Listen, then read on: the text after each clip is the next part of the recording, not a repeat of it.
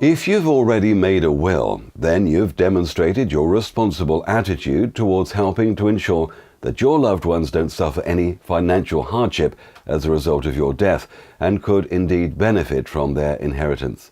However, wills which are never updated can cause as many complications and upsets as if you'd never made one at all. For example, perhaps you had one grandchild when you made your initial will and named that child as a beneficiary. Since that time, however, the family has gone on to give you another 4 grandchildren, say. Well, unless you update your will to name those children as beneficiaries also, then they stand to lose out, and one grandchild has therefore been singled out among all the rest, which may well cause a degree of bitterness.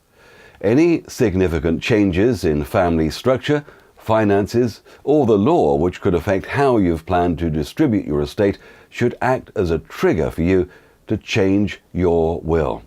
Now, the effects of a divorce can be far-reaching and devastating when it comes to your will. If you have named your former spouse as an executor, then this will no longer be valid and you will need to review the document again to name a new executor. Similarly, should you marry or remarry and want to include your new spouse or civil partner and any children or stepchildren in your will, then make sure that you review any existing will as soon as possible. What about family relationships? Family dynamics can, in some instances, be exceptionally complicated and emotionally fraught. In some cases, individuals may choose to change their will at the last moment to omit a previously included family member or to leave all their money instead to a friend or even to charity. If you decide to do this, it's always advisable to either discuss the reasons for your amendment with all those concerned or explain your actions in writing.